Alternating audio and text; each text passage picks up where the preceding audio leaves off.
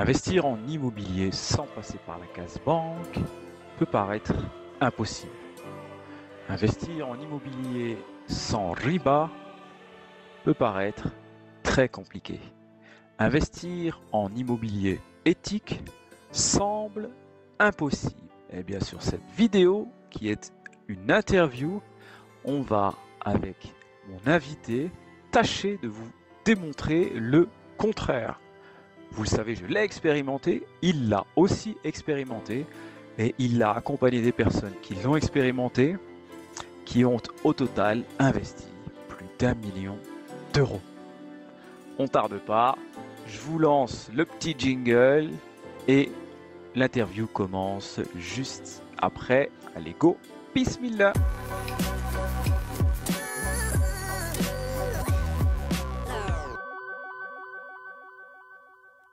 Donc, salam Wari, comment tu vas? Alaykoum salam, ça va, alhamdoulilah, et toi, Amar? Alhamdulillah, très bien. Barakallahu fik, merci de m'accorder du temps et de nous donner un peu de ton temps pour cette interview. Avec plaisir. On va y aller sans transition, si tu veux bien. On va aller dans du concret, comme on aime bien faire ici. Et donc, première question, elle va être très simple. Je vais te laisser te présenter succinctement ton parcours scolaire et ton parcours professionnel, Charles. Ok. Alors, moi, je me présente, donc je suis Loiret-Arbillard, donc je suis originaire d'Avignon, ok, c'est à côté de Marseille. Au niveau de mon parcours scolaire, bon, j'ai eu un parcours plus ou moins classique. Voilà, alhamdoulilah, j'ai fait un petit peu des études. J'ai étudié le commerce. Du coup, suite à ça, j'ai commencé à travailler en tant que commercial donc dans plusieurs boîtes jusqu'à finir voilà, cadre commercial dans le domaine du recrutement. Donc j'ai exercé ce métier-là pendant à peu près 10 ans. Et en 2020, j'ai lancé mon activité où j'ai monté ma société, donc la société ImoEthique, où j'accompagne des personnes qui ont de l'épargne de côté et qui souhaitent l'investir en immobilier. Donc voilà succinctement un petit peu mon parcours. Ok, super. Alors, question subsidiaire justement, tu as toujours voulu être investisseur ou être indépendant pour avoir quitté un job cadre? J'imagine que tu avais beaucoup d'avantages, ou est-ce qu'il y avait aussi un côté peut-être éthique qui gênait dans ton activité, qui te poussait à switcher? Alors, tout au long de mon parcours de salarié, j'ai eu pas mal de choses qui m'ont gêné. Dans ce que j'étais amené à vendre, tu sais, quand tu es commercial, du coup, tu vends des solutions et des fois, tout n'est pas complètement éthique, tout n'est pas complètement honnête. Donc, à chaque fois que j'étais dans une situation où tu te rends compte après coup que c'est pas, tu n'es pas trop en phase avec ce que tu vends, j'ai toujours cherché à partir et aller autre part. Et alhamdoulilah, à chaque fois, j'ai trouvé une meilleure situation, une meilleure boîte que ce que j'avais délaissé. La dernière fonction que j'ai occupée, celle en tant que dans le domaine du recrutement, c'était la meilleure, on va dire, c'est le meilleur poste que j'ai occupé à tous les niveaux. Au niveau du salaire, alhamdoulilah, je gagnais plutôt bien ma vie. Au niveau des conditions de travail, au niveau de l'éthique, on vendait des produits qui étaient tout à fait nobles, éthiques, honnêtes.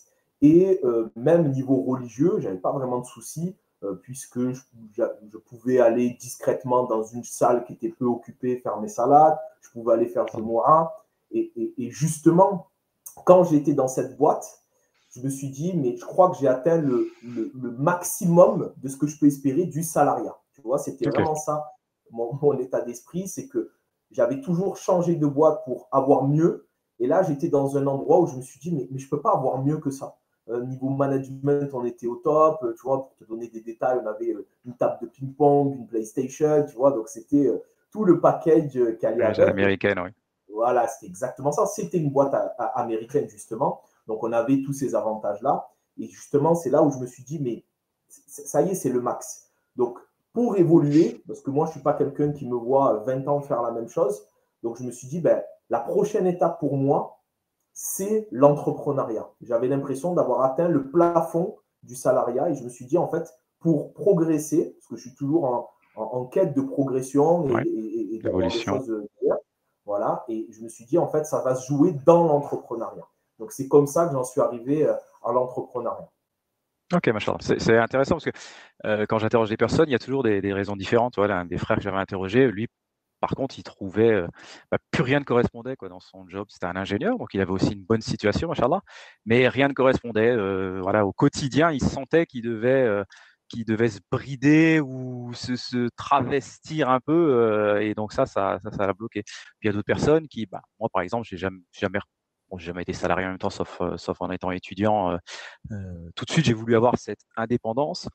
Euh, alors pour le coup, cette indépendance de départ, c'était plutôt l'indépendance que peut-être certains se reconnaîtront, qu'on avait à la mosquée à 18 ans en disant faut que je sois à mon compte parce que sinon je pourrais pas tenir mes salats et mes obligations, etc.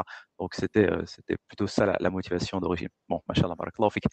Deuxième petite question, et là on va entrer un peu plus dans le vif du sujet. Donc, comment es-tu arrivé à l'immobilier de manière globale? Et puis après, on parlera un peu plus loin de ton activité en particulier. Alors, comment je suis arrivé à l'immobilier? Euh, donc, quand j'étais dans cette boîte où je te disais ça se passait bien, alhamdoulilah, je gagnais plutôt bien ma vie, j'ai arrivé à mettre de l'argent de côté. Bon, moi, ça faisait déjà 10 ans que je travaillais, donc j'avais réussi à mettre un certain pécule de côté. Je suis marié, je l'étais déjà à cette époque-là. Ma femme aussi avait de l'épargne de côté. Et moi, si tu veux, je ne suis pas quelqu'un qui est fan des voitures. Tu vois, je roulais toujours avec ma vieille Clio 3 que j'avais depuis un certain temps. Donc j'avais cette épargne-là qui était de l'ordre de 50 000 euros. Et je me suis dit, mais qu'est-ce que je vais faire avec cette somme? Donc, je ne voulais pas, comme je te disais, la dépenser bêtement, entre guillemets, dans une voiture, dans un truc, tu vois, un peu superficiel. J'avais cette idée En fait, cet argent était là, d'accord? Et j'ai lu un livre qui a un peu changé ma vision des choses, que tu dois très certainement connaître, et ceux qui nous écoutent, je pense qu'ils le connaissent aussi. Et si vous ne le connaissez pas, je vous invite vraiment à aller le lire. Il est en écoute libre sur YouTube. C'est le livre Père riche, Père pauvre de Robert Kiyosaki. Je l'ai offert dans une de mes vidéos, comme je les avais lus, c'est 20 ans, 15 ans, ou je sais pas quoi que je l'avais lu, j'avais fait une vidéo où j'offrais tous mes livres, justement, dont tous les Robert Kiyosaki.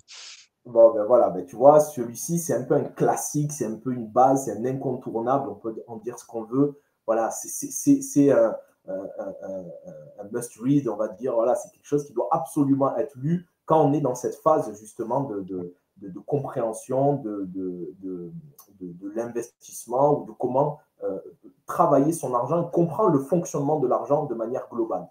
Donc, quand je lisais ce livre, après la lecture de ce livre, donc, pour résumer en deux grandes lignes, ce que Robert Kiyosaki nous indique dans son livre, c'est qu'il faut arrêter de travailler pour de l'argent, mais avoir de l'argent qui travaille pour soi. Okay, donc, quand on est salarié, on travaille pour de l'argent, on échange notre temps contre de l'argent. Mais dès qu'on arrête de travailler, ben, on n'a plus d'argent qui rentre, puisque c'est notre temps qu'on convertit en argent. Donc, lui, sa solution pour arrêter de travailler pour de l'argent, mais avoir l'argent qui travaille pour soi, la solution, c'est d'augmenter nos actifs et de réduire nos passifs.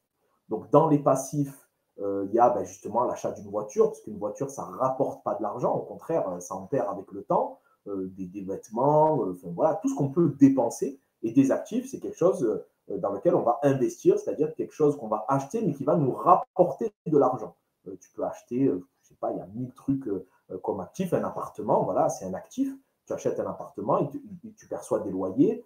Je sais pas, tu peux même acheter une machine à café que tu vas poser dans un snack ou dans un salon de coiffure et à chaque fois quelqu'un va prendre un café, ben toi tu vas prendre une part. Donc c'est ça, voilà, les actifs. Donc à la fin de la lecture de son livre, je savais tout de suite qu'est-ce que j'allais faire de ces 50 000 euros. Je voulais faire ça. Voilà, je voulais les investir, que ça devienne un actif. Et en fait, je ne savais pas du tout dans quoi investir et par quoi démarrer. Donc, je réfléchissais. Il me fallait quelque chose qui ne me prenne pas beaucoup de temps parce que j'étais déjà salarié, ça me prenait pas mal de temps. En plus, j'avais beaucoup de temps de route. Donc, je me suis dit, bon, il faut que je trouve une solution, un investissement qui soit intéressant. Donc, j'avais réfléchi à plein de trucs, mais vraiment, j'avais pas trouvé ce qui me correspondait.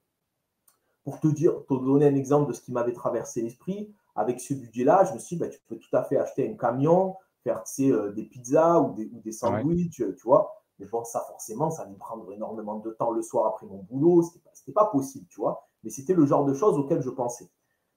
Et c'est vrai que Robert Kiyosaki, lui, parle beaucoup d'immobilier dans son Ouais. livre. C'est l'un des leviers qui l'a enrichi pour le coup. Et je me suis dit, c'est vrai que l'immobilier, ce serait parfait. Avoir un appartement qui te rapporte des loyers, tu n'as plus rien à faire, quoi. Tu places ton Revenu argent, passif, ouais. voilà, tu perçois un loyer, tu n'as plus rien à faire. Et c'était vraiment quelque chose qui me, tu vois, sur lequel j'arrivais à bien me projeter parce que je me dis, c'est exactement ça. Mais pour moi, devenir propriétaire, il fallait au moins 150 000 euros de côté ou faire appel à un crédit bancaire. Donc, je Mhm. n'avais pas 150 000 euros de côté et je ne voulais surtout pas faire appel à un crédit bancaire parce que qui dit crédit bancaire dit riba, l'intérêt et avec un énorme péché à la clé, un grand péché, et je voulais absolument pas y avoir recours. Donc ça, c'était une porte que j'avais fermée. Donc, si tu veux, j'étais un peu resté comme ça. Et un jour, j'ai fait une recherche qui vraiment m'a pris 30 secondes ou 5 minutes. Tu vois, des fois, les sebeb, les causes qu'on peut faire, elles sont Mhm. des fois Inch'Allah. très minimes et des fois, on se refuse à faire des causes qui sont très, très simples. J'ai fait une cause qui est très simple. Je suis parti sur un site que tout le monde connaît, qui est le Bon Coin. J'ai fait une recherche et je suis parti dans la catégorie vente immobilière. J'ai mis la région PACA, Provence-Alpes-Côte d'Azur, et j'ai limité à 50 000 euros. Et j'ai créé une recherche, tout simplement. Et là, à ma grande, grande surprise, j'ai trouvé des pages et des pages de résultats. Et là, je me suis dit, non, j'ai fait une bêtise dans mes recherches. Là, il a dû me sortir des terrains agricoles, des trucs pas du tout exploitables. Donc, j'ai affiné la recherche. Je suis reparti dans vente immobilière. J'ai mis uniquement appartement maison. Donc, tout ce qui était place de parking, terrain, etc., c'était sorti de la recherche. Et PACA, c'était trop large parce que tu peux trouver des choses dans le fin fond du Vaucluse qui ne vont jamais se louer. Donc, je me suis dit, attends, je vais mettre Marseille. Je travaillais sur Marseille à cette époque-là. Ça faisait 5 ans justement que j'étais sur Marseille. Je me suis dit, Marseille, c'est une énorme ville. Il y a la crise du logement. Voilà, si on trouve un bien dans cette ville, ça va se louer. Et je clique sur rechercher. Et là encore, à ma grande, grande surprise, j'ai trouvé des dizaines et des dizaines de pages de résultats. Et j'ai commencé à regarder un petit peu dans le granulaire. Bon, il y avait des annonces qui n'étaient pas exploitables. Par exemple, tu avais des appartements en grosse cité qui ne coûtaient pas cher, mais ce n'était pas du tout là où je voulais investir. Tu avais des appartements aux enchères. Donc, tu sais, le prix affiché, ce n'était que la mise à prix. Donc, après, voilà, je ne sais pas si tu as déjà fait des enchères, mais après, ça s'envole, ça fait fois Ça deux. s'envole, ça peut dépasser le prix du marché, même souvent. Exactement. Et ça m'est arrivé justement d'aller en enchères. Et j'ai vu que la plupart du temps, c'était le prix du marché. Des fois, ça le dépassait. Donc, ce n'était pas pertinent pour moi. Et donc voilà, après avoir fait un tri d'annonces, je me suis rendu compte qu'il restait encore un bon tiers d'annonces exploitables. Et c'est là que je me suis rendu compte qu'on pouvait acheter un appartement pour moins de 50 000 euros à Marseille qui pouvait se louer dans les 500 euros par mois.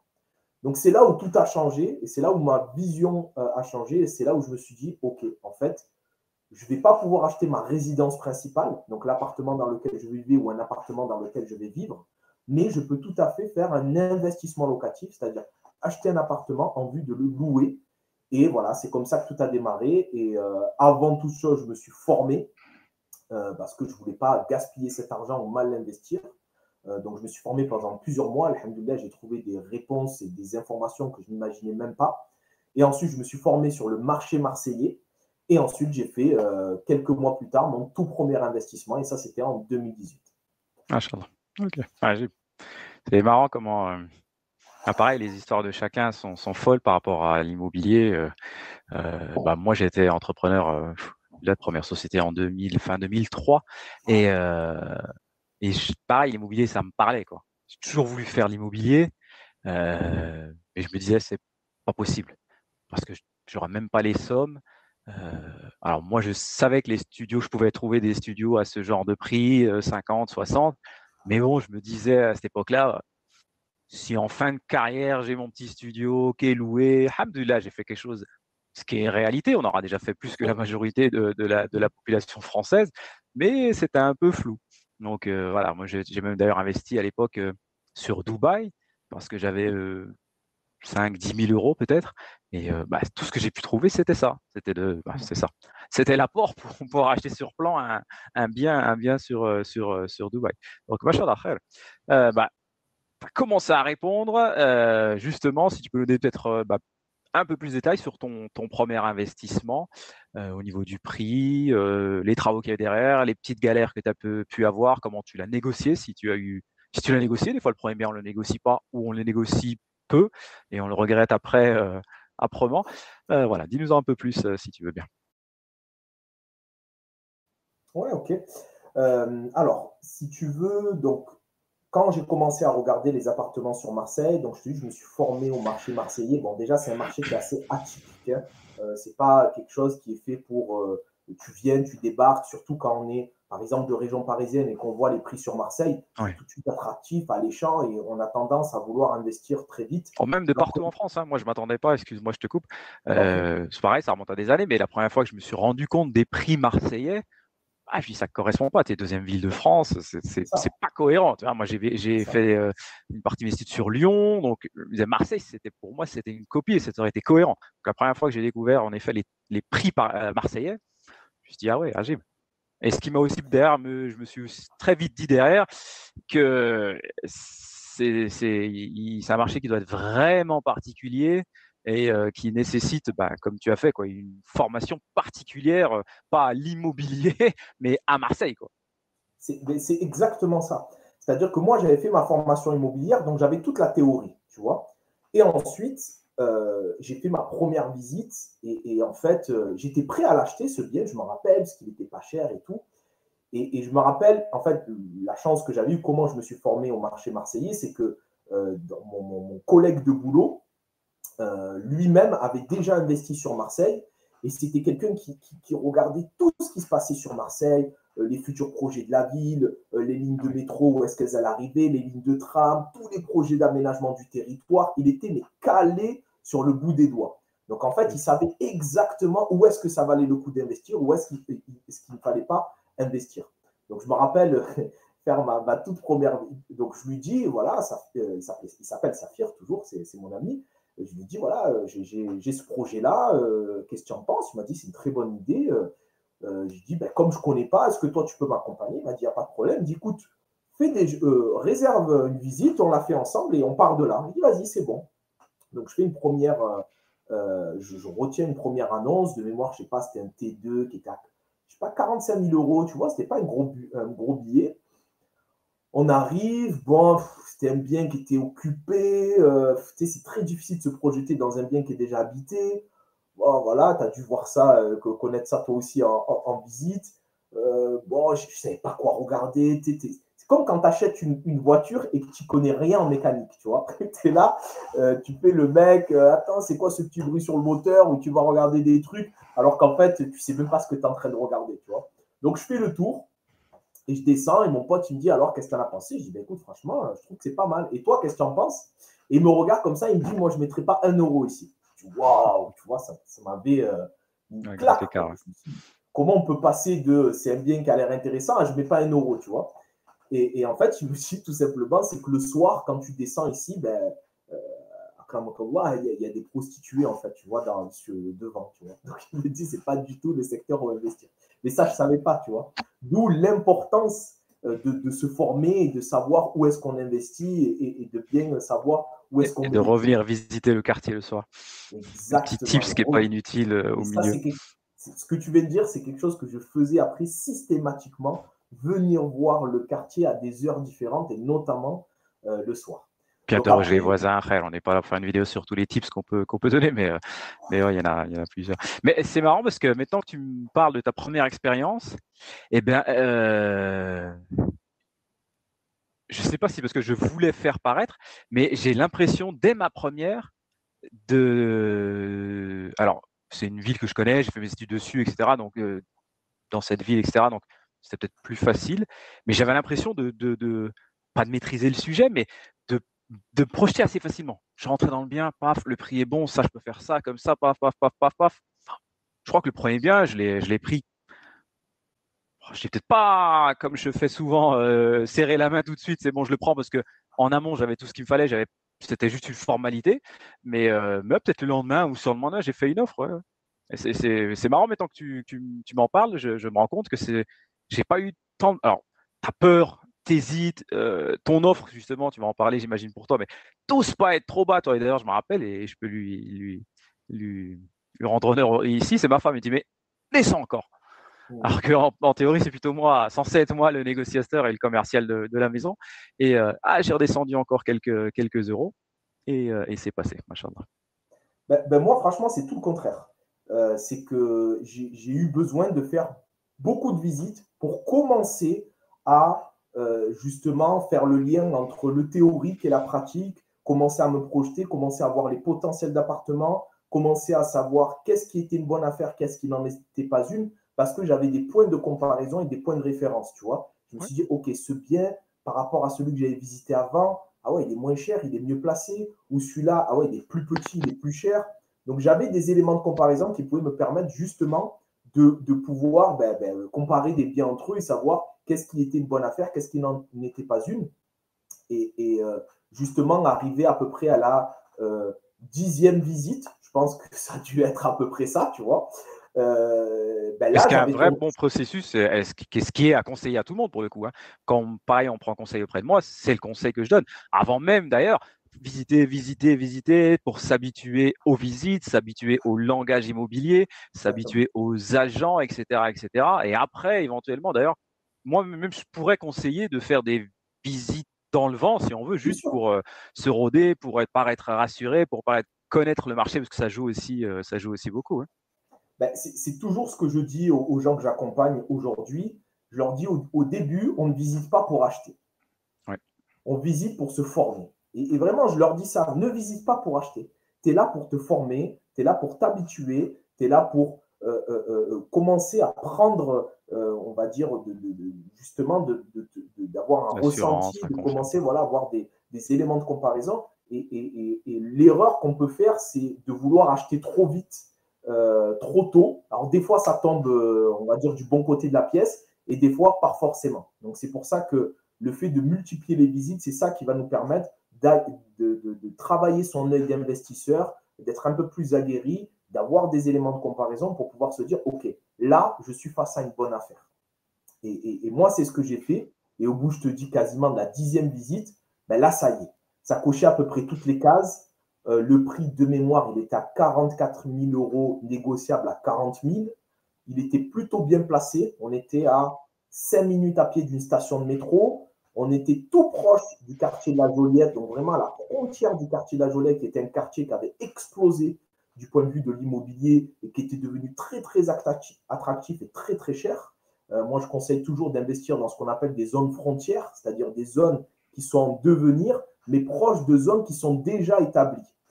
Parce que très souvent, c'est ces zones-là qui deviennent les zones dans lesquelles investir et c'est les nouvelles zones justement dans lesquelles investir. Donc, et ce bien, il était vraiment bien à tous les niveaux. C'était un T2 de 33 mètres carrés. Alors, 33 mètres carrés, ça peut paraître petit, mais en fait, c'était très bien agencé. Donc, on avait T2, c'est bien. cuisine ensemble, salle de bain, oui, salle de bain, toilette en commun et la chambre à part qui avait sa propre fenêtre et tout. Tout était très, très bien proportionné dans un immeuble qui était franchement plutôt joli, plutôt propre. Donc, franchement, ça causait pas mal de cases. Il y avait des travaux effectivement à prévoir. Et ce qui s'est passé, en fait, ce qui était, c'est pour ça qu'il faut toujours bien, bien, bien analyser le projet, bien, bien comprendre, connaître et poser des questions à l'agent immobilier. C'est que j'arrive en visite, voilà, je m'intéresse au bien, je pose un maximum de questions pour essayer de comprendre, en fait. Donc, en posant ces questions, je comprends que l'agent immobilier, c'est le neveu, c'est le neveu d'un des. Donc, c'est un couple qui vendait.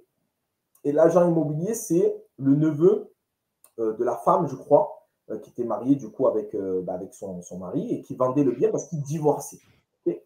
Donc, ce qu'il faut comprendre, c'est qu'il y a des cas dans lesquels les gens, il y a une marge de négociation qu'on peut aller chercher dans certains cas, comme les divorces, comme les successions. Voilà, il y a des cas où les gens sont plutôt pressés de vendre. Et là, pour le coup, c'était le cas parce que c'était la dernière chose qui liait le couple, en plus, a priori, avec qui ça se passait plus très bien. Donc, il fallait vite se débarrasser de ce bien. Donc, ça, forcément, ce n'était pas tombé dans l'oreille d'un sourd.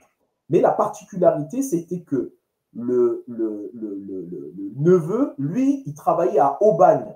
Et donc, Aubagne-Marseille. Ouais, pour éviter de faire les trajets, Voilà, etc. Il a juste voulu rendre service et il s'est retrouvé bloqué avec ça presque. Voilà, tu as un côté de Marseille qui est proche de Aubagne, mais ce côté-là, il n'était pas du tout proche de Aubagne, tu vois. Donc, tu avais la route, les bouchons. Tu sentais que l'agent immobilier, il était à bout, tu vois. Donc, il m'a bien fait comprendre que là, il était en train de faire quelques visites, mais que très vite, il allait arrêter les visites, tu vois. Et ça, forcément, c'est très intéressant parce que du coup, il y a de moins en moins de concurrence. Et pendant ce process où j'avais fait pas mal de visites, donc du coup, je posais beaucoup de questions aux agents immobiliers, j'avais sympathisé avec certains. Il y en avait un avec qui j'avais très bien sympathisé, et je l'ai appelé en fait, et je lui ai dit, bon voilà, Monsieur Lopez, il s'appelle, je me rappelle. Je dis, Monsieur Lopez, bon, je ne vous appelle pas pour le bien qu'on a visité ensemble, mais bon, comme je l'avais expliqué, il nous avait bien kiffé avec moi et mon pote et tout, il a dit, ouais, si un jour vous avez besoin de conseils, n'hésitez pas. C'était un peu un vieux de la vieille et tout, je l'appelle, je lui dis, bon, voilà, je trouvais ce bien, attends, 40, il est à 44, négocié à 40 000, qu'est-ce que vous en pensez? Je dis, ouais, ça a l'air pas mal et tout. Je dis, en termes de prix, 40 000, moi c'est bon, j'étais prêt à les mettre, tu vois, je les avais et tout. Je me rappelle toujours cette expression, il a dit, faites-lui faire un bon. Voilà, c'était son expression, faites-lui faire un bon. En gros, choque-le un peu avec un prix bas, tu vois. D'accord. Et il dit, faites-lui une offre à 35 000. Je lui dis 35 000. Je dis, on passe de 44 à 35. Je dis, mais pour moi, 35, c'est un garage que tu achètes à 35. Tu n'achètes pas des appartements à 35, tu vois. Je trouvais ça limite indécent, en fait. Et il m'a dit, si, faites-le. Bon, je dis, allez, ok. J'arrive et du coup, je lui fais une offre à 35 000. Il me dit, oh, là, ouais, c'est un peu chaud. Je dis, oui, je comprends, mais c'est un paiement qui est comptant. Donc, bon, on pourra en parler plus tard, mais pour les L'argument agents massu. immobiliers, c'est voilà, la garantie d'aller jusqu'au bout. C'est un paiement comptant. Voilà, il y a des travaux, vous connaissez le secteur, blablabla. Bla, bla, bla, bla. Bon, allez, je vais voir. Je me rappelle qu'il m'avait laissé comme ça dans le suspense un peu une semaine. J'avais même relancé et tout. Et il me dit, bon, 35, ça passe pas, faites un petit effort et on peut trouver un juste milieu. 38. Il me dit 38. Et je savais que, donc, comme j'avais suivi ma formation en immobilier, parmi les chapitres que j'avais suivis, il y avait le chapitre de la négociation. Voilà, j'avais analysé, etc. Je savais qu'il n'y avait pas d'autres offres. Je savais qu'il n'y avait pas d'autres personnes qui étaient en train de visiter. Donc, il n'y avait aucune raison de réévaluer mon offre. Et je lui ai fait, je crois que je lui ai dit, OK, 36. Voilà, je fais un effort supplémentaire, mais je n'irai pas jusqu'à 38. Je pouvais le faire, mais je me suis dit, l'opportunité fait que 36, je sais que je peux l'avoir. Pareil, encore une semaine d'attente. Et il vient vers moi, il me dit, allez, c'est bon. Je ne vous cache pas que j'ai réduit ma commission parce que c'est la famille. Bon, comme ce bien me prend la tête, allez, c'est bon, on y va. Et voilà comment j'ai acheté mon premier billet à 36 000 euros, machallah, c'est ce qui est étonnant. J'ai fait 8 000 euros de travaux à peu près. Bon, en gros, en tout et pour tout, avec les frais notaires, les travaux, l'ameublement, il m'avait coûté en tout et pour tout 50 000 euros. Et je le loue. Je l'ai loué dans un premier temps 560 euros. Et ensuite, j'ai réévalué le loyer à 620 là, donc voilà Machallah. mon premier Machallah. investissement que j'ai toujours, avec toujours un locataire qui tourne. Machallah. Et pour que les gens se rendent compte que c'est pas une exception ce que tu as fait et que c'est pas exceptionnel. C'est exceptionnel dans le sens où tu as fait le job. Mais pour dire que ça existe, bah pareil, 35, l'un de mes premiers, 35. 35 000 et tout fini, prêt à être mis sur Airbnb parce que j'avais exploité comme ça au début pour maximiser les rentrées, système de holding, de remontée avec les sociétés, etc. pour pouvoir accumuler encore de l'argent et pouvoir réinvestir. Je crois que j'étais sorti à 42 de mémoire.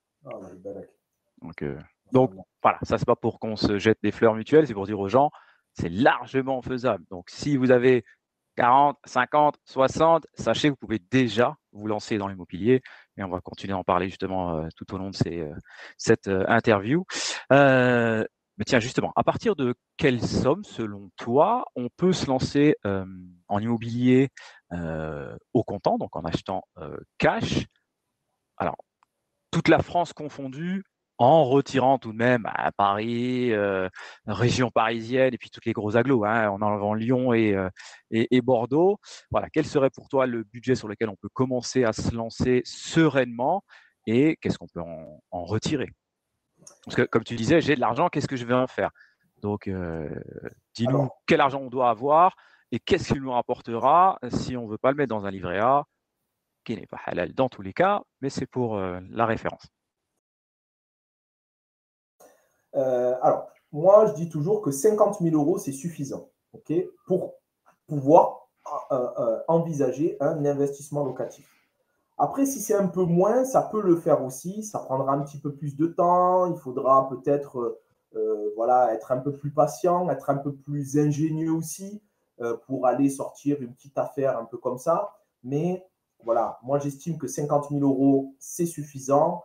45, 40, en dessous de 40, là on va commencer à être vraiment dans quelque chose de très compliqué parce que il y a des frais de notaire, il y a des éventuels travaux. Donc, il faut quand même penser au reste. On ne voit pas que le prix fixe qu'il y a sur le bon Ouais. coin, parce qu'à Ou alors ça, il y on a s'est quand même peut-être des choses. trop éloigné des zones de rattractivité et on aura peut-être des. Parce qu'on peut trouver tout en France, hein, Exactement. mais on aura peut-être trop de vacances, etc.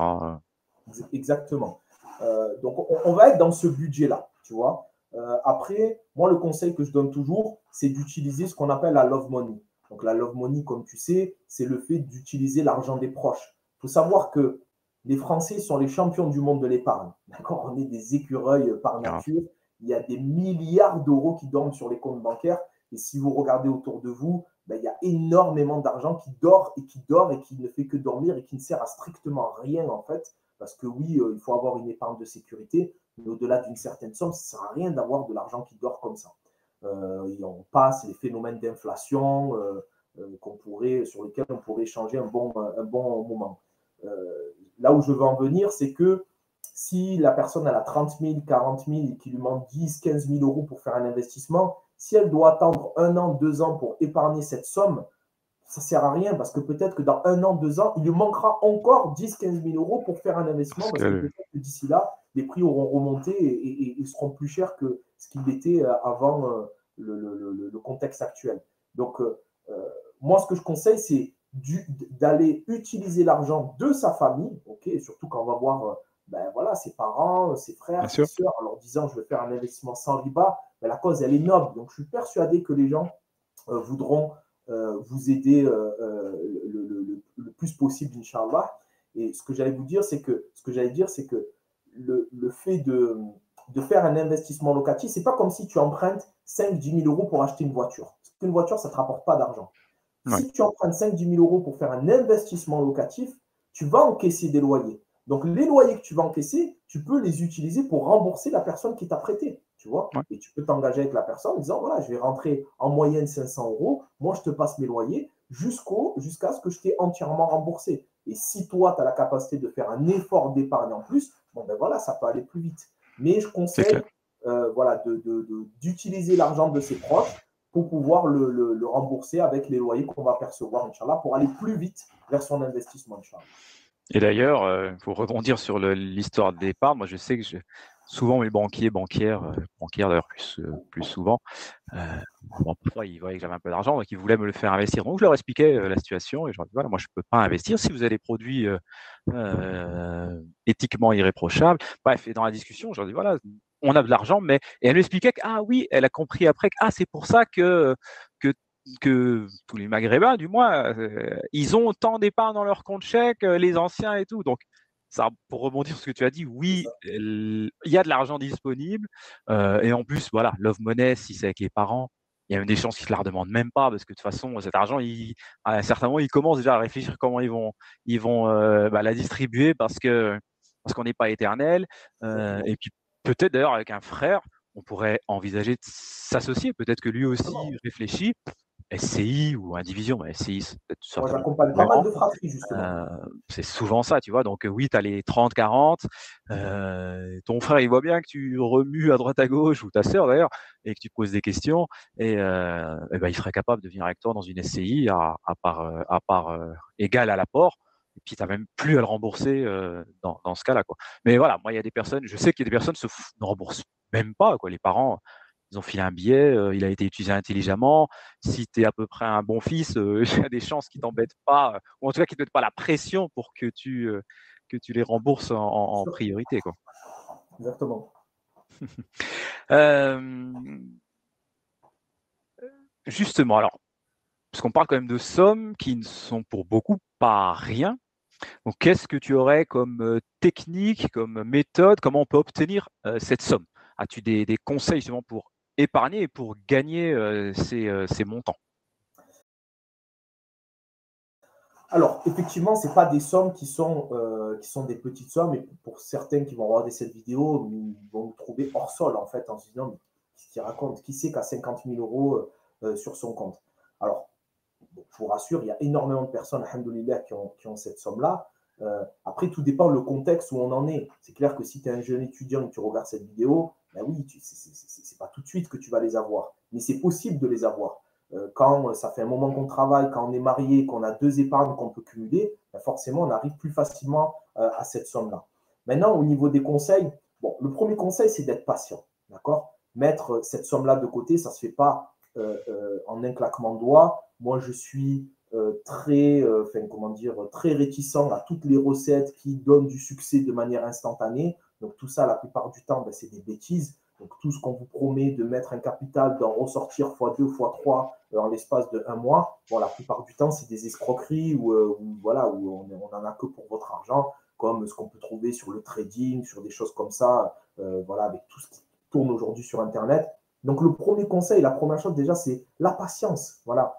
Si tu mets 10 ans pour mettre cette épargne, mais que dans 10 ans, tu as 500 euros qui tombent de manière automatique en plus de ton salaire, ben c'est déjà énorme. Comme tu l'as dit tout à l'heure, toi, Amar, moi, j'imaginais faire un studio en fin de carrière et déjà, je trouvais ça très bien. Et c'est exactement ça. Déjà, faire un appartement, même si ça prend 10 ans, ce n'est pas grave. Si demain, tu as 300, 400, 500 euros qui tombent en automatique, ben déjà, c'est un complément de salaire aujourd'hui. Ça peut te permettre de travailler peut-être un petit peu moins. C'est un complément de retraite demain, sachant qu'on ne sait pas quel est le niveau de retraite qu'on va avoir, est-ce qu'on aura une retraite? Donc, si tu veux faire la hijra, ce qui est le cas de pas mal de personnes que j'accompagne, ben, c'est des 500 euros. Si tu fais un deuxième appartement, c'est 1000 euros. 1000 euros au Maroc, en Algérie ou en Tunisie, tu commences à bien vivre. Ouais. Voilà. Donc déjà, le premier point, c'est la patience. Voilà. Moi, tu sais, depuis 2020, je fais ça. Et il y a quelque chose que je kiffe par-dessus tout, c'est quand j'ai des personnes qui m'appellent aujourd'hui en me disant j'ai participé à un T-Live en 2020 où tu parlais de ça. Je ne pensais pas que c'était possible de mettre 50 000 euros de côté. À l'époque, je ne les avais pas, mais aujourd'hui, c'est bon, je les ai. Allez, on travaille ensemble, tu vois. Ça, c'est un truc que je kiffe d'avoir semé cette petite graine-là, tu vois.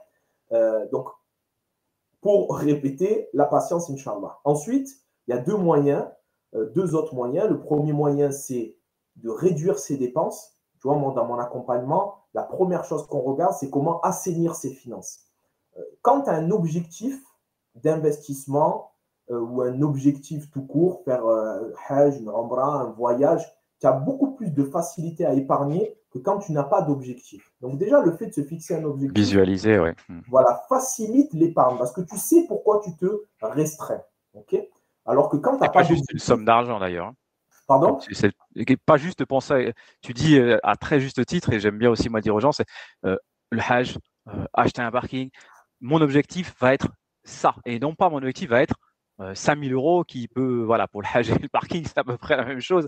Et c'est important ce que tu dis, c'est de visualiser un objectif tangible, perceptible, et pas juste une somme d'argent, parce que c'est, semble-t-il, beaucoup plus difficile d'épargner 5 000 ou 50 000 pour épargner 5 000 ou 50 000. Exactement. Ben, surtout quand tu épargnes 50 000 pour les épargner, pour savoir qu'à la fin, ils vont dormir dans la banque, à quoi bon? Alors que si tu sais que tu veux épargner 50 000 pour atteindre, pourquoi pas, un complément de revenu, plus tard une indépendance financière, etc., bon, ben là, c'est une autre motivation. Donc déjà, se fixer un objectif comme vouloir investir, ça va vous aider, ça aide beaucoup à mettre de côté. Donc, le fait d'assainir ses finances, regarder où part son argent. Parce qu'aujourd'hui, on vit dans un monde où on ne sait même pas où part son argent. Je vous mets au défi, je te mets au défi moi-même de le refaire. On regarde nos comptes bancaires, mais on voit des sommes, on dit, mais attends, c'est quoi ça déjà, tu vois? On est tous abonnés à des choses, on ne s'en rend même plus compte. Donc, reprendre possession de son argent, de sorte à réduire ses dépenses, remettre en concurrence tous nos contrats, assurance, téléphone, assurance voiture, etc. Plein d'autres choses qu'on peut faire. Donc déjà, le premier axe, il est sur l'économie. Okay, le fait d'apprendre à dépenser moins d'argent. Et pour tout ce qui est flambeur entre guillemets, hein, des gens qui, si tu regardes que tu as mis 700 euros par mois ou 500 euros dans les snacks, parce qu'il y en a qui mangent tous les jours, bon, ben voilà, il faut réétudier tout ça, etc. Donc déjà, sur la partie assainissement des finances et dépenser moins. Et une fois qu'on a fait ce travail-là, ben, l'étape d'après, c'est apprendre à gagner plus. Voilà, tout simplement.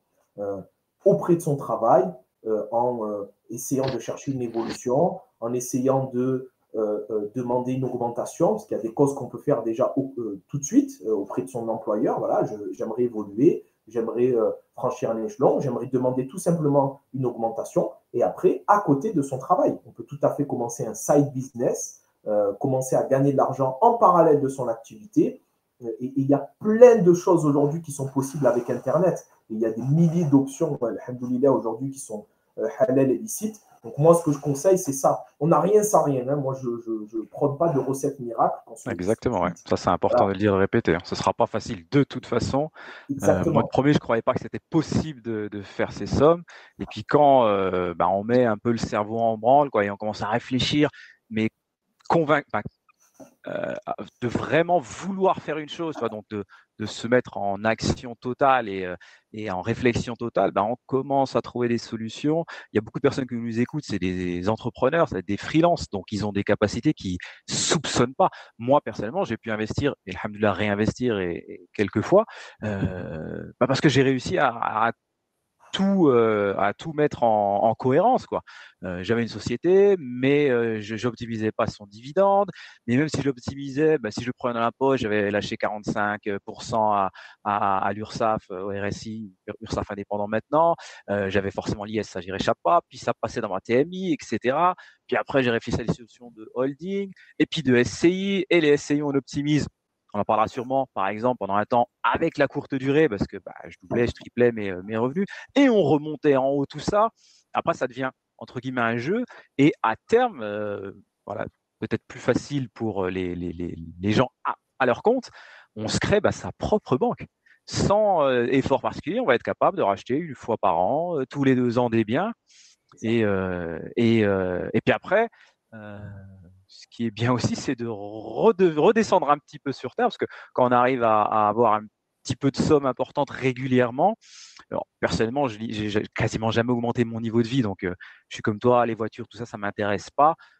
J'aime bien voyager, ça, je dois le reconnaître, c'est la seule chose que j'apprécie. Wasiru fil ard, donc peut-être mon excuse, mais et donc, mais se redire aussi à un moment, ok, je rentre tant maintenant grâce à l'immobilier, c'est pas fou, mais je fais un 4, 5, 6 états des lieux dans l'année. Ça me prend, comme je l'optimise super bien, je le prépare en amont, ça me prend même pas une demi-journée de faire l'entrée, sortie, etc. On m'appelle une fois tous les 6 mois et encore pour me dire un truc ridicule. Et je fais une réparation où je passe en un quart d'heure. Comparé à un 40 heures à l'usine pour avoir moins, voilà. Des fois, de relativiser aussi, c'est une vraie bonne chose. Mais bref, j'espère vraiment que les gens vont se rendre compte qu'il y a possibilité de faire et de pas se bloquer tout de suite et de se dire oui, mais non, ça, c'est pas possible, personne ne peut. Non, comme l'a dit Louari, comme je peux vous le dire et le répéter, des gens ont de l'argent. J'étais en call avec un frère pareil, qui est freelance et qui avait besoin d'être un petit peu dirigé, guidé sur comment se lancer. Il avait accumulé des sommes agibles, hein. On parlait en centaines de mille. Et il savait pas comment les faire. Il avait juste besoin qu'une personne qui a déjà fait ça lui dise c'est simple, c'est simple. Chacun est particulier, donc on donne des pistes et on ne dit pas tu dois faire ça, parce que nous, on a fait ça par rapport à ce que l'on veut, nos objectifs et ce qu'on veut obtenir et atteindre. Donc, chacun étant particulier, on donne les pistes, mais agib, quoi. Et il peut encore accumuler de quoi acheter un appart par an facilement. Non, mais en fait, c'est ça. On ne dit pas que c'est facile, on dit que c'est possible. Il y a une distinction. Il y a facile et il y a possible. C'est pas facile, mais c'est possible. Et ça peut devenir de plus en plus facile pour le coup avec en répétant effet de levier au final. C'est ça qui est intéressant. Ouais. Et ça, les gens ne peuvent pas s'en rendre compte. C'est un peu comme la bourse, mais ce n'est pas le sujet. Des fois, les gens ne se rendent pas compte que oui, j'ai mis peu de sommes sur un ETF Sharia compliant, mais au bout de 10 ans, 15 ans, 20 ans, c'est plus de petites sommes et ça rapporte et ça grossit et tout s'emballe avec l'effet de levier, les intérêt composé qui n'est pas le bon terme parce que voilà, c'est pas la bonne chose. Khair, machallah. Est-ce que tu peux, parce qu'il y a quand même beaucoup de personnes qui nous regardent et qui sont débutants, qui ne connaissent vraiment rien dans l'immobilier, donc pareil, succinctement, le processus d'un achat immobilier. À partir du moment où on se dit, tiens, j'ai les 50 000, je veux acheter, qu'est-ce que je vais devoir faire? vas commencer à le dire, hein, étudier une ville, visiter, mais voilà, tout le processus avec le compromis de vente, le notaire, etc., jusqu'à ce qu'on ait les mains et on va dire jusqu'à qu'on l'ait mis en location et qu'on commence à toucher les loyers. Dans Alors, les grandes lignes. donc, en fait, je vais donner le processus. Maintenant, la première chose que les gens doivent faire s'ils veulent se lancer dans l'investissement locatif, c'est de se former. Voilà, il n'y a pas de secret, il n'y a pas de raccourci, il n'y a pas de truc qu'on peut esquiver. Pour moi, la base, c'est se former. Parce que quand on est amené à investir 50 000, 40 000, toute l'épargne qu'on a mis autant de temps et de difficultés à mettre de côté, ben, ce n'est pas pour la mettre dans un mauvais investissement, parce qu'il existe des mauvais investissements. Et le problème, entre guillemets, de l'immobilier, c'est que tes erreurs, tu ne les vois que plus tard. Voilà. Y a en moyenne 3 mois entre le moment où tu as visité le bien que tu vas acheter et le moment où tu reçois les clés. Donc, tes erreurs, voilà, tu ne les vois que au bout de 3 mois. Quand tu commences les travaux, si tu as mal évalué les travaux. Au moment de la mise en location, si tu as mal estimé le loyer que tu allais mettre en place et que tu vois que personne t'appelle. Et plusieurs années plus tard, au moment de la revente, c'est là que tu te rends compte si, si on t'a acheté au bon prix, que tu revends plus cher, ou si l'agent immobilier à l'époque, il t'avait un peu survendu le bien et le prix. Donc, pour moi, la base, c'est la formation, et je le dis de manière tout à fait décontractée, parce que moi-même, je suis passé par là, et alhamdoulilah, c'est ce qui m'a permis, je pense, d'avoir les résultats que j'ai obtenus et de pouvoir enchaîner les investissements, parce que meilleurs sont nos investissements et plus vite on peut aller vers l'investissement suivant. Alors que quelqu'un qui passe par un crédit bancaire, en fait, tant qu'il n'a pas dépassé son taux d'endettement, il peut se refaire financer. C'est-à-dire qu'il peut faire un investissement qui est moyen. S'il n'a pas dépassé son taux d'endettement, il peut se refaire financer et retenter sa chance. Nous, c'est différent. Une fois que tes 50 000, tu les as mis, ben, ce n'est pas en un claquement de doigts que tu vas les récupérer et les remettre de côté. Donc, il faut que ce premier investissement il soit très, très bon, qui rapporte du cash, qui soit optimisé à tous les niveaux pour qu'on puisse, se projeter sur un deuxième. Une fois qu'on a un deuxième, ça va plus vite sur un troisième. Et là, on se crée son effet de levier. Et en fait, ça va plus vite que ce qu'on pense. Et je te rejoins à 100% sur ce que tu disais tout à l'heure. C'est qu'au début, on voit des sommes. Bon, on se dit, OK, d'accord. Mais en fait, ça va plus vite que prévu. Donc, pour revenir à ta question, le process, quel est-il? Alors, moi, je vais rebondir juste sur la formation. Vas-y, je t'en prie. Pour enfoncer le clou, ne pensez pas que c'est une dépense qui soit nulle. Moi, j'ai commencé, il n'y avait pas tout ça. J'espère que je ne parais pas si vieux que ça, mais quand j'ai commencé, il n'y avait pas tout ça. Donc, j'ai dû faire des erreurs et j'apprends de mes erreurs, etc., etc. Donc, soit vous ne voulez pas vous former et vous ferez des erreurs, mais que vous risquez de payer très, très cher. Encore maintenant, moi, je me suis lancé sur des projets. Ça se finira bien, je n'en doute pas, parce que la loi est de mon côté, etc., etc. Mais ça n'empêche que, par exemple, lancer un procès contre un syndic de copropriété, ce qui est mon cas actuellement, même s'il est dans ton droit, je crois que je suis à 2 ans de procès là. Ouais. Donc, si tu as mis de l'argent et que tu es bloqué, etc., tu ne te refais pas. Quand c'est ton Xème bien et que tu as une société à côté, alhamdoulilah, que tu as une situation à peu près stable, c'est moins gênant, quoi. Donc, c'est vraiment important. Et en plus, ne serait-ce que les conseils qu'un formateur, quel qu'il soit, compétent, parce que pas un vendeur, quelqu'un qui a déjà fait et qui peut vous prouver, vous apporter les preuves qu'il a investi, quoi. Limite, il vous ramène dans son bien et qui vous montre. Ça se voit assez vite, de toute façon, quand on échange avec les gens, s'ils ont des compétences ou pas. Mais la somme que vous avez donnée, peu importe, je ne la connais pas la somme, mais les quelques centaines d'euros que vous allez pouvoir mettre sur une formation, ne serait-ce que les petits tips que vous allez avoir sur la négociation, c'est fini, vous l'avez récupéré avant même d'avoir acheté. Avant, voilà, moi je fais pas de formation, etc. à ce jour, on en parler par la suite, mais là je fais pas de formation, mais je sais très bien que les techniques que je donnerai à une personne pour négocier un bien, mais il sera fait x3, x5, il aura remboursé 5 ou 10 fois son investissement. Donc, tout le monde prêche pour sa paroisse dans l'absolu, mais l'idée, c'est vous allez scaler, vous allez tellement aller plus vite en faisant ça, et après, vous serez autonome, entre guillemets, et vous aurez plus besoin, même si c'est quand même toujours rassurant d'avoir le petit coup de fil à ce qui devient un mentor au final, et pour être sûr de ne pas faire d'erreur, quoi. Mais c'est tellement important et on s'en rend vraiment pas compte, quoi. Donc, soit la voie difficile, vous allez galérer, vous planter et potentiellement détruire toutes vos possibilités de faire de l'immobilier, vous en dégoûter même, et puis vous aurez perdu un capital que vous aurez mis des années et de la sueur à gagner, ou alors vous court-circuitez le système et vous prenez la bonne personne ou une bonne personne avec les bonnes compétences. Il faut reconnaître que ce n'est pas forcément facile parce qu'il y a beaucoup de monde qui parle sur Internet.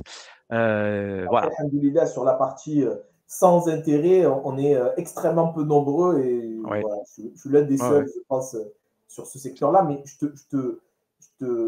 en fait, il faut voir ça comme un investissement. Voilà, c'est un investissement parce qu'après, on va avoir un retour sur investissement, tout simplement. Après, il y a plein de manières de se former. Qui peut d'ailleurs être une charge, impôts et compagnie, qui peut aider derrière. On peut commencer avec du YouTube gratuitement, histoire de commencer à se familiariser avec le domaine, prendre des livres. On n'est pas obligé de tout de suite, mais c'est vrai que pour moi, c'est ce que j'ai fait. J'ai commencé avec du YouTube, tout ça. J'ai pris. Et quand j'étais prêt à passer à l'action, je sentais qu'il me manquait encore des trucs. Et là, j'ai dit, bon, allez, il faut vraiment que je prenne quelqu'un, un vrai truc où je peux suivre le process. Et alhamdoulilah, c'est ce que j'ai fait. Donc je t'avais coupé, donc formation, voilà, l'étape qui suit. Voilà, pour le process. Donc, la première étape, il faut démarrer par la fiscalité. C'est par ça qu'on démarre. L'erreur que la plupart du temps les gens font, c'est qu'ils achètent un bien, le mettent en location, ils perçoivent des loyers, et quand ils reçoivent la petite alerte des impôts qui leur dit bon, ben, c'est le moment de déclarer ses revenus, c'est là qu'ils se disent bon, mais en fait, comment je vais faire pour optimiser tout ça? Mais en fait, c'est déjà trop tard. On est mort dans le film quand on fait ça. On commence par la fiscalité parce que il faut que le bien qu'on achète il soit optimisé fiscalement. Parce que si on ne fait pas ça, on va se faire tellement allumer par les impôts que ce ne sera même pas intéressant de faire ça. Et c'est souvent la crainte que les gens ont avec le fait d'investir en France, c'est qu'ils se disent non, mais en France, on est trop taxé, ça ne sert à rien de faire de l'immobilier. Et quelque part, ils ont raison. À condition, pour ceux qui ne sont pas formés, si tu n'es pas formé, effectivement, tu vas te faire allumer et des fois, le jeu ne va pas en valoir la chandelle. Alors que le fait de se former à la fiscalité immobilière, c'est ça qui va nous permettre d'utiliser l'une des niches fiscales qui est proposée par l'État français et de pouvoir justement optimiser fiscalement son bien de sorte à payer le moins d'impôts possible, voire dans certains cas pas du tout pendant de nombreuses années. Donc la première étape, c'est la fiscalité. Ensuite, on va prendre les bases de l'investissement immobilier.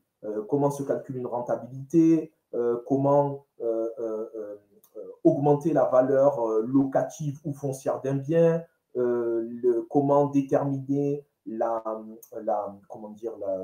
valeur d'un bien, etc. Donc, tu as un certain nombre de bases. Moi, des fois, je suis toujours atterré de voir des gens qui me contactent et qui me disent oui, j'ai trouvé un bien, bon, je ne veux pas me former, mais là, je pense que c'est une bonne opportunité. Et je leur dis, ok, c'est quoi la rentabilité? Ils me disent, mais je ne sais pas comment ça se calcule. En fait, ça me choque. C'est comme un mécanicien qui te dit, je ne sais pas faire une vidange, tu vois. C'est la base, tu vois. Donc, il faut commencer effectivement par la base. Une fois qu'on a acquis cette base, là, on commence à aller sur le bon coin. L'erreur que les gens font, c'est que d'abord, ils vont sur le bon coin, ils visitent, et après, ils commencent à se renseigner. Non, non. Il faut d'abord, c'est comme un cuisinier, il ne commence pas le premier cours de cuisine avec une casserole et ça y est, il commence à faire des mélanges. Non, on apprend des bases. Voilà, c'est comme tout. Comme l'auto-école. On apprend des bases. Une fois qu'on a les bases, là, on commence à aller sur le terrain, etc. Donc, avant d'aller sur le terrain, il faut d'abord choisir sa zone d'investissement. Effectivement, comme tu l'as dit tout à l'heure, toutes les villes ne vont pas pouvoir, ne permettent pas d'investir pour 50 000 euros. La région parisienne ne le permet pas. Lyon, Bordeaux, Nice, Lille. Voilà, il y a des villes où on ne peut pas investir avec cette somme-là. Grosso modo, à peu près tout le reste, on peut le faire. À peu près, hein, je dis bien. Après, ça ne veut pas dire que les gens de région parisienne, ça ne sert à rien qu'ils suivent le live parce que ça ne sert à rien qu'ils investissent. Non.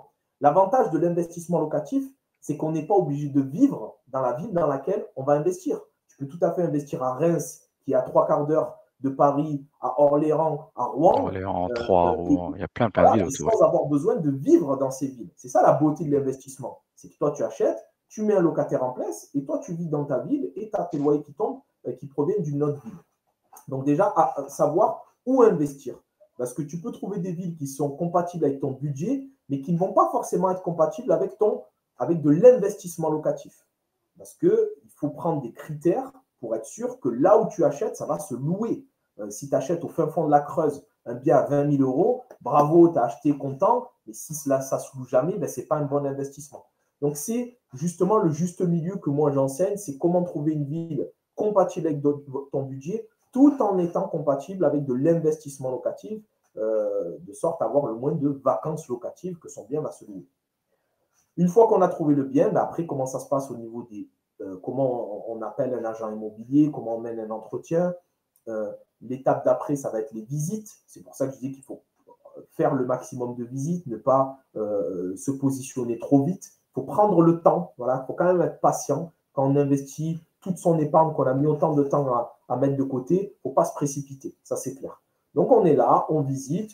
Une fois qu'on a trouvé une fois qu'on a trouvé un bien qui est intéressant, on va négocier. Alors, avant de négocier, on va quand même s'assurer que le projet est bien, parce qu'on peut investir dans un appartement qui est intéressant, mais il faut que la globalité, l'environnement soit intéressant.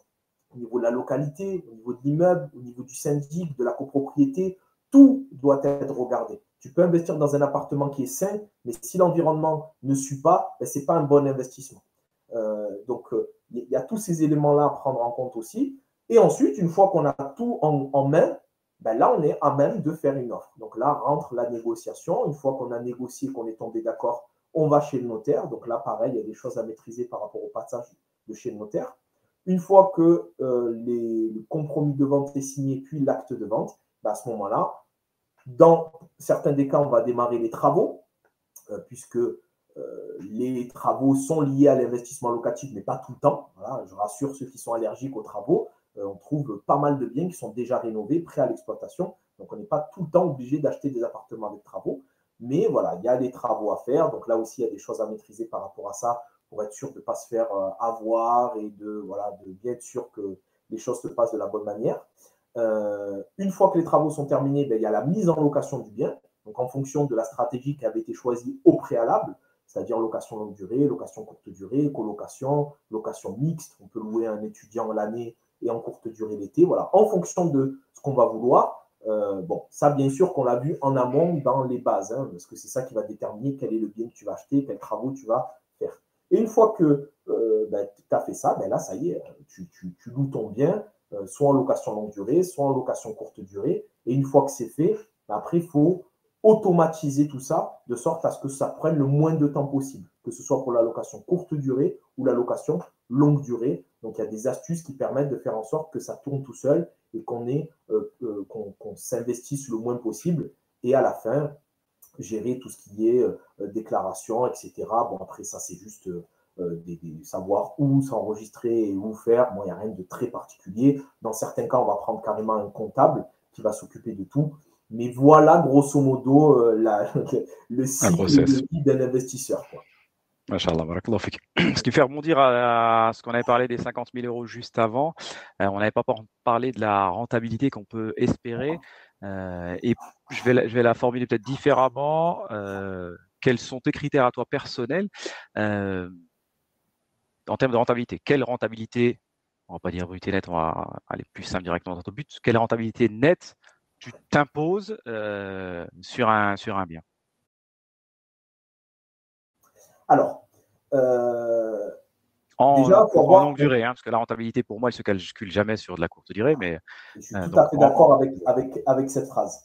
Donc, alors, pour donner un élément de curseur, la moyenne en France, on est dans l'ordre de 4-5% de rentabilité brute. Okay, donc, la rentabilité brute, pour faire très très simple, on prend juste le prix de l'appartement qu'on a acheté et de l'autre côté, on va prendre les loyers sans déduire les charges de copropriété, sans déduire la taxe foncière. Et pour l'appartement, généralement, on ne met pas les frais de notaire et on ne met pas, alors, des fois les gens le mettent ou pas, les travaux. Okay, donc c'est du brut, c'est-à-dire en brut ce que tu as acheté, en brut ce que ça te rapporte. On est aux alentours des 4-5% de rentabilité brute, bon, ce qui arrive sur des 3% de rentabilité nette. Vraiment, je grossis pour que ça soit à peu près clair. Moi, dans les curseurs que je me fixe, je me mets un minimum de 5% de rentabilité nette. Okay, donc, dans le net, donc on enlève les charges de copro et la taxe foncière, et sur le prix d'appartement, on rajoute les frais de notaire et l'appartement et les travaux. Donc, réellement, ce que ça nous a coûté par rapport versus à réellement ce que ça nous rapporte. Okay, donc, 5% de rentabilité nette, c'est le minimum. Okay. Par rapport aux gens que j'accompagne, on essaye, alors je ne dis pas qu'on essaye, c'est plutôt on va chercher plutôt du 7%, 8% de rentabilité nette, Inch'Allah, en location longue durée. Et effectivement, s'il y a d'autres formes d'exploitation, on va pouvoir aller chercher au-delà. On arrive à faire même des fois du 10% de rentabilité nette. Il faut savoir que c'est des montants qui sont relativement exceptionnels ou en tout cas très au-dessus de la moyenne de location longue durée en France. Hein. Donc, alhamdoulilah, on arrive à avoir quand même relativement de très bons résultats par rapport aux gens que j'accompagne parce que voilà, ils sont formés, comme je vous ai dit, comme j'ai dit tout à l'heure. Le fait d'avoir le bon accompagnement permet de réduire sa part de risque et de maximiser ses profits. Et bon, c'est bien aussi, ça permettra aussi de rebondir moi sur un point qui pourrait rassurer les gens. J'ai à peu près tes critères, je suis plus autour des 10. Alors moi, j'essaie d'être extrême dans ce que je fais. Ouais, parce toi, que, tu parles en perso. Alors en perso, moi aussi, hein, je vais chercher au-dessus des 10 en voilà. perso. Parce que moi, je me dis, de toute façon, je ne vais pas racheter ma ville, donc autant aller chercher la bonne chose. Et voilà. Si je vais prendre l'exemple du bien qu'on a parlé tout à l'heure, qui m'est ressorti à 42, 43, les premiers temps, j'ai exploité en courte durée. Il est à côté de chez moi, donc avec mon épouse, on a tout fait. On pouvait faire entre 10 et 12, 13 de chiffre d'affaires en courte durée, 10, 12, 13 000 euros par an. Ce que je veux dire par là, c'est pas pour le côté waouh, c'est le côté, vous pouvez en 4 ans récupérer, rembourser votre apport. Donc voilà, c'est juste une petite parenthèse qu'on va pas parler sur la courte durée ici, sinon la vidéo ne terminera jamais. Mais voilà, donc on se rend compte que derrière le fait d'avoir investi cette somme, donc déjà, on va faire en sorte, ou le Huawei en tout cas si vous accompagne, il va faire en sorte de vous imposer des 7, des 8%, donc d'avoir une vraie rentabilité que vous n'auriez pas en mettant sur un PEL, un je ne sais quelle autre chose, qui de toute façon n'est pas charia compliante, je le répète, au cas où les gens veuillent sauter sur un livret A. Donc l'argent va travailler, va vraiment rapporter beaucoup plus que de rester à dormir. Et derrière, il y a encore beaucoup d'options pour optimiser encore tout ça. Et moi, je le faisais vraiment dans ces moments-là pour pouvoir réinvestir vite. Je le fais plus maintenant parce que ça me fatigue un peu, mais et puis et peut-être quand tu as moins besoin, bref, c'est peut-être pas une bonne chose d'ailleurs. Mais moi, j'ai fait un intermédiaire maintenant, c'est que dans une visite, j'avais remis un bien en location, il y avait une personne qui m'avait parlé qu'elle voulait le louer, le sous-louer, donc j'ai compris ce qu'il voulait. Comme il avait été super honnête, c'est un frère, machallah, au final, je ne le savais pas sur le coup, mais je lui dis, mais vous avez déjà fait ce genre d'exploitation? Il m'a répondu, non, ce serait le premier. Je suis une personne honnête, ça court pas les rues quand même. Donc je lui ai dit, écoute, je fais des visites tel jour, viens en dernier, et puis on avise. Et puis c'était un frère, ce qui permet de louer un peu mieux aussi son bien et de gagner un peu plus que sur une location longue durée. Pour le coup, en s'enlevant vraiment toutes les tâches. Bon, c'est sûrement des choses et des tas de tips que tu proposes de toute façon à tes accompagnants. Ouais, en plus, ce qu'on ne dit pas, c'est que comment dire, là, on parle que de ce que ça nous rapporte au point de vue locatif. Mais si Oui. tu fais bien les choses, et c'est ce qu'il faut faire, ce bien est censé prendre de la valeur avec le temps. Donc, ça veut dire qu'au moment de la revente, on va aller chercher, Inch'Allah, une plus-value supplémentaire. Et donc, ce pourcentage de rentabilité, en réalité, il est censé être plus élevé. Et d'ailleurs, Houal, est-ce que tu as des exigences supplémentaires? Moi, par exemple, en immobilier, je m'impose les fameux 10%. Et je m'impose de pouvoir revendre le lendemain de l'achat en sortant de chez le notaire avec une plus-value. Une plus-value dépassant toutes les choses, mais je m'impose de pouvoir, en théorie, bien sûr, on ne sait jamais, de pouvoir revendre dès le lendemain sans perdre d'argent, on dira. Est-ce que tu as aussi ce genre d'exigence à titre personnel pour le coup? À titre personnel, oui, bien sûr. Je fais en sorte d'acheter en dessous du prix du marché. De toute façon, même pour les gens que j'accompagne, je leur conseille ça. Après, des fois, bon, voilà, on fait des choses qui sont intéressantes. Mais oui, oui, le but, c'est de toujours acheter en dessous du prix du marché, de sorte à ce que si demain tu dois revendre, que tu puisses revendre au minimum du minimum au même prix avec les frais de notaire que ça t'a coûté. Parce qu'un bien que tu achètes 50 000 euros, tu rajoutes 10% de frais de notaire. Donc, il faut au moins que tu puisses rembourser tes frais de notaire. Donc, ne pas le revendre 50 000 si tu l'as acheté 50 000, mais au moins 55 000. Et après, bien sûr, au moins avoir de la plus-value. Après, moi, je suis sur quelque chose où voilà, j'investis dans des secteurs en évolution, en prise de valeur. C'est ce que je conseille toujours. de regarder là où la ville est en train d'investir, là où il y a des lignes de tram qui arrivent, là où il y a des choses qui bougent, pour qu'aujourd'hui, on touche un bien qui ne soit pas très cher, mais un bien qui va prendre de la valeur avec le temps et justement, ben voilà, pouvoir aller chercher une plus-value à la revente, Inch'Allah, le moment venu. Ok, machallah. Alors actuellement, la force de ton expérience, tu accompagnes de nombreuses personnes maintenant. D'ailleurs, tu as le cumulé des personnes que tu as accompagnées ont investi au total plus d'1 million d'euros, donc c'est fou, et qui le font de manière éthique comme tu le proposes. Il y en a peu, et je crois, je n'ai pas les chiffres des autres et on n'a pas les chiffres de tout le monde, mais que tu es le leader à ce niveau-là. Tout simplement, est-ce que tu peux nous en dire un peu plus de ton accompagnement, ce que tu proposes pour accompagner les gens? Oui, bien sûr.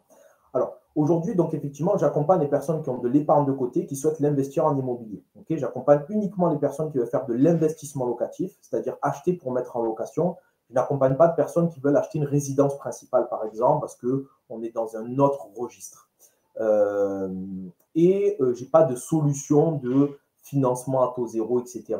C'est vraiment, tu as de l'épargne, je t'explique comment tu vas pouvoir l'investir en trouvant des appartements en paiement comptant, cash, en France.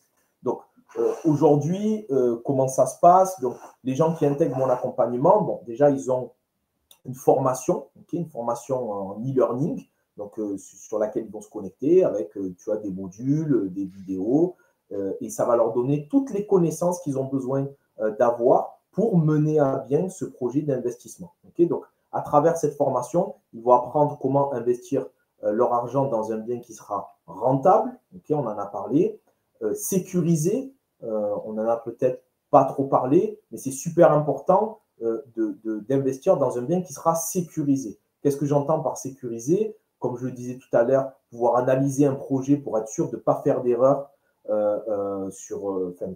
par la suite, mais aussi d'investir dans une copropriété qui va être saine, dans un endroit qui va être sain, etc. etc. Comme je le dis souvent, on ne fait pas l'investissement locatif pour se faire des cheveux blancs. Donc, on est là pour justement investir sereinement son argent. Le but, c'est que ça tourne de manière tranquille, que les choses soient bien faites en amont pour que derrière, on puisse continuer à travailler, faire ses occupations sans avoir à se prendre la tête. Il n'y a rien de pire que d'investir dans un bien qui va vous ramener des soucis. Donc, c'est pour ça qu'il ne faut pas regarder que la rentabilité. Moi, je vous donne un exemple. Je te donne un exemple. Moi, sur Marseille, j'ai des endroits où je peux investir pour 35 000 euros des biens que je peux louer 700 euros. Donc, on est dans du 20% de rentabilité nette, mais ces endroits, c'est les grosses cités. Personnellement, ça ne m'intéresse pas d'investir dans des grosses cités parce qu'il y a pas mal de problèmes qui sont liés à ces environnements-là, des problèmes dans la copropriété, c'est des endroits qui sont généralement peu entretenus, donc avec toujours des soucis, toujours des frais, des sommes, de la difficulté à louer, énormément de difficultés à la revente. Donc, il y a tout un tas de raisons objectives qui font que ce n'est pas le meilleur investissement que moi, je conseille en tout cas. Après, je connais des gens qui sont spécialisés là-dedans et ils connaissent les tenants et les aboutissants, donc ils savent dans quoi ils mettent les pieds.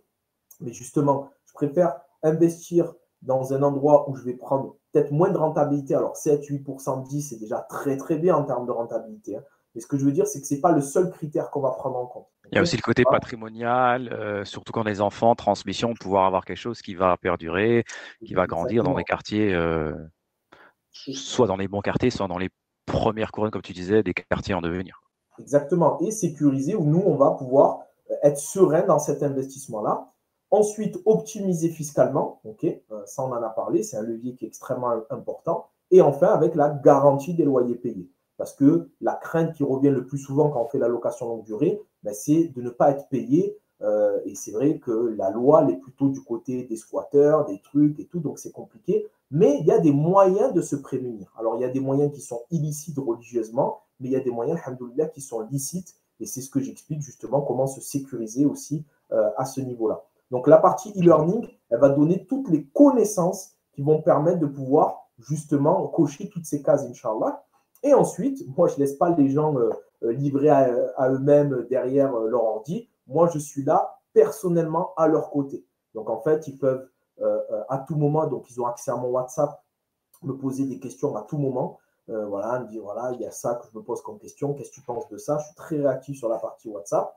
Et dès qu'il y a un sujet un petit peu plus important qu'il faut creuser, ben là, on réserve des sessions Zoom qu'on fait ensemble. Donc, on peut parler de fiscalité, on peut parler de stratégie, de zone d'investissement, mais la plupart du temps, la raison pour laquelle les gens réservent cet appel, c'est quand ils ont visité un bien, donc ils cochent les cases qu'ils ont vues en formation et ils vont me le présenter. Et là, on va regarder ce bien ensemble. Et là, je vais leur dire, OK, ça vaut le coup. Non, ça ne vaut pas le coup. Attention à tel et tel point. Creuse cette partie-là. Et je les accompagne jusqu'à l'offre, jusqu'à la négociation. Et je les suis jusqu'à qu'ils finalisent l'offre, Inch'Allah.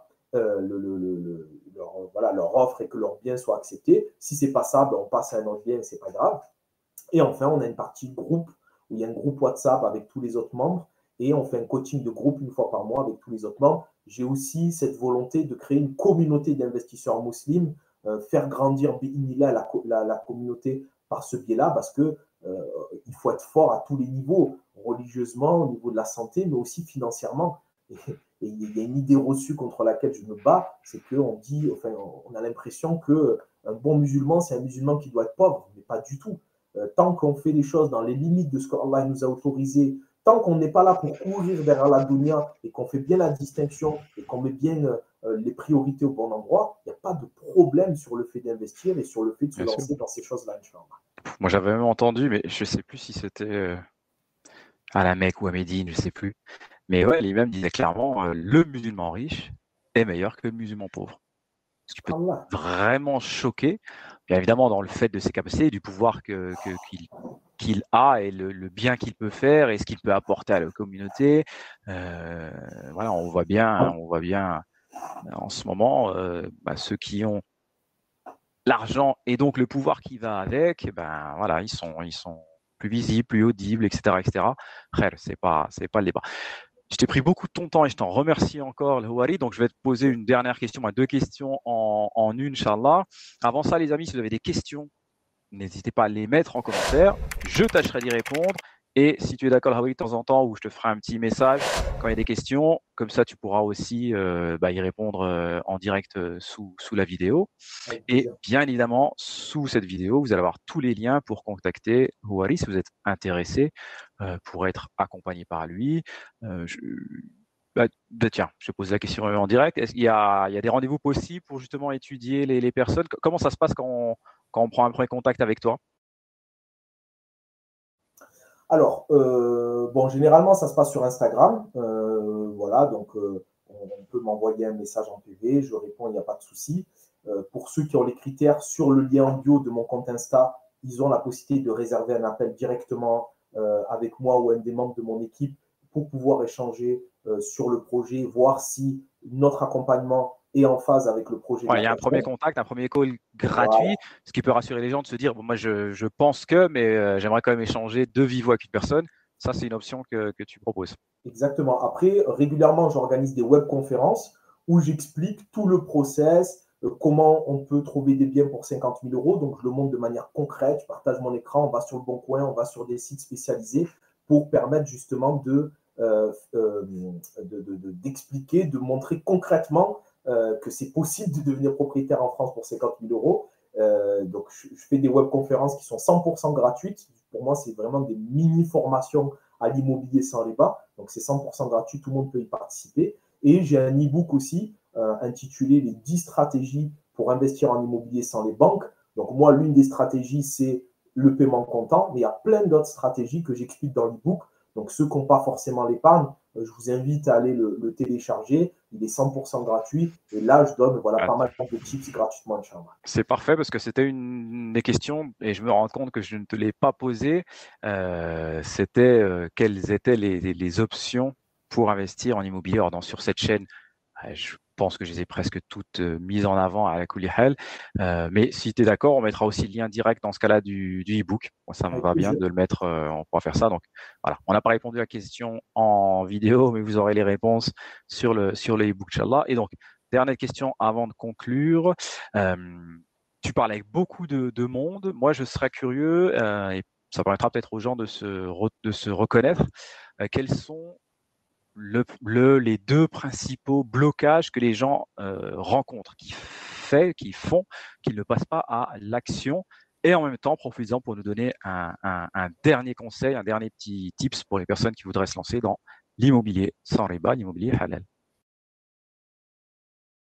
Alors, au niveau des blocages, ce qui bloque la plupart du temps les personnes, c'est en fait, c'est surtout de la méconnaissance et de la crainte de se dire, ouais, mais si je tombe sur un locataire qui ne paye pas mon loyer, tu vois, ça, c'est vraiment l'une des principales craintes.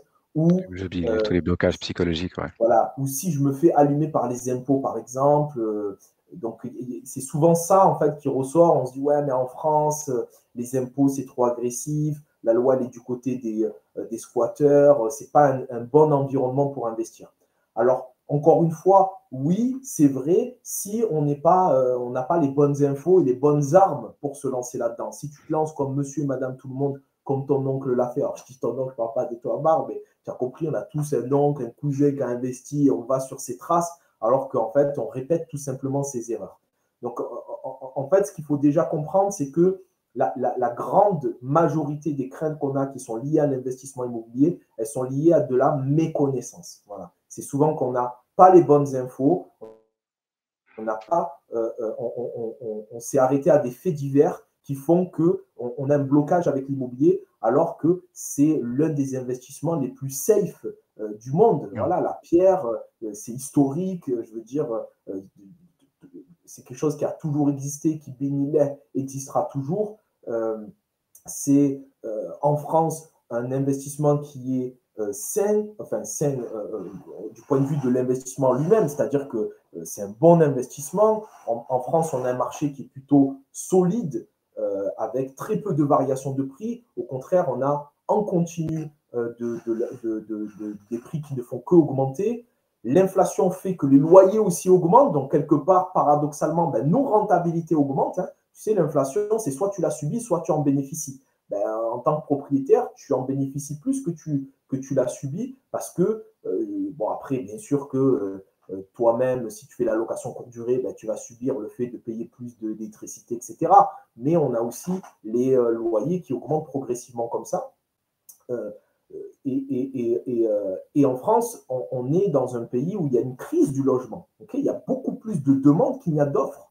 Donc, faire de l'investissement locatif, quelque part, c'est, si on fait bien les choses, une garantie d'avoir un retour sur investissement similaire parce qu'il y a énormément de demandes, il y a énormément de besoins, il y a une carence de logement en France. Et enfin, ça répond à un besoin qui est primaire. Je veux dire, avoir un toit au-dessus de nos têtes, on aura toujours besoin d'avoir un toit au-dessus de nos têtes. Voilà. Tu vois, je sais pas moi, l'or, bon, ben ok, si t'as pas d'or, c'est pas grave, quoi. Mais si t'as pas un toit au-dessus de ta tête, c'est grave. Une action en bourse, oui, c'est bien, mais si tu l'as pas, c'est pas grave. Mais si t'as pas un toit au-dessus de ta tête, ben oui, ça répond à un besoin primaire. Donc, il y aura toujours des gens qui auront besoin de se loger. Et toi, demain, peu importe la crise, tu auras béni toi-même ton propre toit pour te loger, Inch'Allah. Donc, déjà, il faut reprendre les choses en se disant, il y a beaucoup comme je disais, de faits divers, d'articles, de choses qui peuvent desservir l'investissement immobilier, mais il faut savoir que globalement, ça se passe plutôt bien. Après, on n'est jamais à l'abri, bien sûr, d'avoir de petits problèmes. Ça fait partie de la vie d'un investisseur, hein, des hauts et des bas. Il ne faut pas croire que c'est quand même marginal, il faut le dire et le répéter, c'est quand même marginal. Moi, j'ai jamais eu de vacances locatives. Je reçois le courrier un mois avant. Alors, je suis dans une ville, il y a 48 étudiants. Bon, c'est tous les critères que tu as parlé avant, etc., que tu donnes à la formation. Mais je reçois le courrier, je leur dis OK, très bien. Je passe voir s'il n'y aura pas de travaux à faire derrière. Je leur dis, vous débloquez-moi des dates pour que je puisse faire des visites. Je regroupe tout en général et j'en fais 10 d'un coup. Et la personne sort le samedi matin et le samedi après-midi, j'ai l'autre qui rentre derrière. Donc, pareil, cette inquiétude que les gens ont, il faut la faire basculer. Ça peut arriver, il peut y avoir des soucis, bien évidemment, mais il faut quand même avoir à l'esprit que globalement, en général, le crime ne se produit jamais, quoi, ou très rarement. Quoi. Ben, c'est ça, et de toute façon, globalement, c'est l'investissement le plus sûr. Voilà, il n'y a pas plus sûr que la pierre. Il y a d'autres investissements qui sont intéressants, mais à condition de bien faire les choses.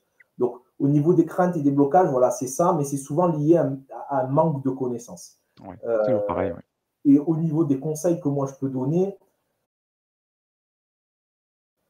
alors déjà, faut relativiser tout ça. Parce que, voilà, peut-être que des personnes, comme je dis, qui regardent cette vidéo n'ont pas cette somme-là.